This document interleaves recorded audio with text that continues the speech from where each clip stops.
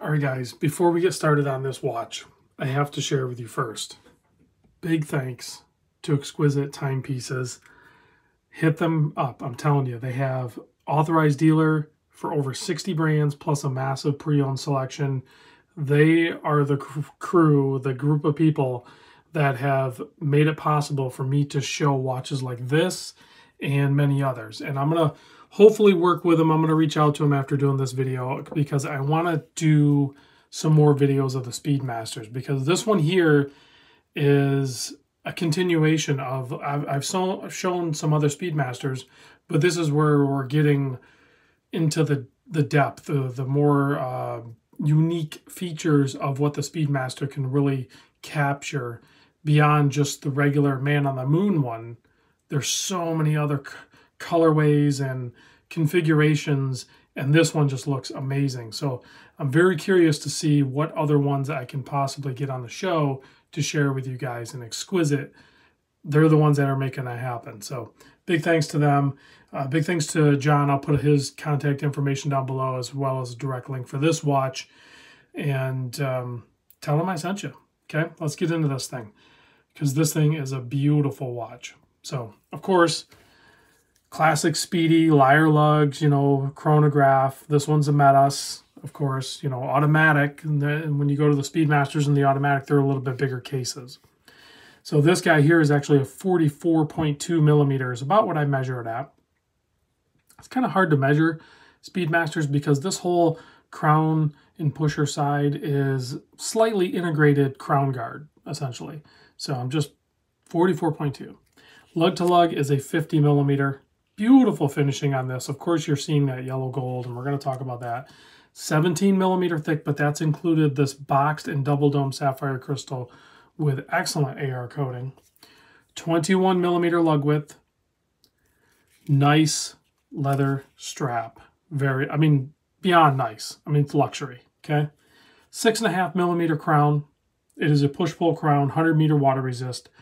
This thing in this configuration weighs 125 grams. I will put a link down below. I'm not going to say the model number because it's too dang long and there's too many decimal points. I don't understand it. The yellow gold. Typically on a lot of the gold watches you see from Omega, you'll see Setna gold. So it's refreshing to see the yellow gold mixed with that ceramic green tachometer bezel insert. It is such a good color combination. Also in that ceramic is what's called Ceragold. So much like they've done in the past with their dive watches, they put the liquid metal into the reliefs. I believe they put the gold into the reliefs of this. So, and that really makes it stand out even yet more than it already does. The hands, the indexes, the crown, the pushers, and the bezel, all 18 karat yellow gold. And I believe they're diamond polished, whatever that means. Super sharp polishing, I suppose. The movement inside, we talked about. It is Metas certified. Coaxial 9904. Column wheel chronograph. Fully decorated. Underneath that sapphire, so it is a sapphire sandwich. Meaning that there's a sapphire on top and bottom. That's why you call them sapphire sandwiches. Has 54 jewels. So they just put all the jewels in it. Has 2 barrels and a massive power reserve. There's a look at the column wheel underneath that bridge. Just a beautiful movement. Beautiful watch. Easily one of my favorites among many in the Speedmaster lineup. It's a Moonphase. If you look over here at the 9 o'clock register, you see you have a crescent pointer date. You have your running seconds hand in the same register. And then we can get the chronograph going as well. Very smooth operation on that thing. Super legible. Just a great colorway. That light anthracite dial. The gold trimmed around the registers, just touches of detail everywhere.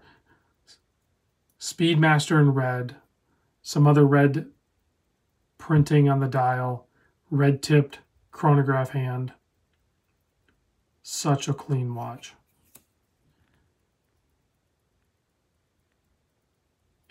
Trying to spot, what is that? I'm trying to figure out what those little things are right there. Got to be something to do with the dial, the way that's applied or something. It must hold the lower part or something. If you stop it and you reset it, it just instantly snaps back. This is a stunning watch. Retail price on this, $14,300. It's up there. It's not insane, though, for a speedy automatic, and then you add some precious metal on there. It's not absurd. It's a complicated movement, and it looks phenomenal on wrist. I mean, Omega, they have a lot of watches, a lot of different series, a lot of different colorways within those series, and I like most of them.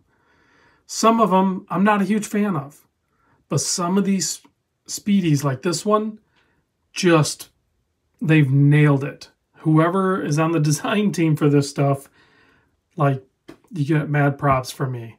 The color combinations, and then, you know, doing the stainless steel case, sure, you could have done a full gold one, and they probably do have a full gold one, but by keeping the stainless steel case with a touch of the gold, with the green, it makes it so the watch is still an affordable luxury piece, meaning that regular Joes, like maybe you and I, could still pick up this watch.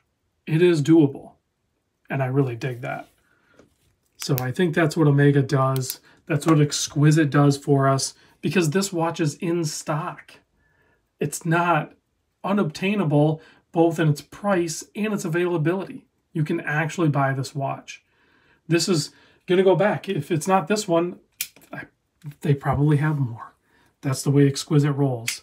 They have much stock. And spectacular loom. More loom than you would think from a chronograph, because Omega does things right. Thanks for watching, guys. I'll see you on the next vid.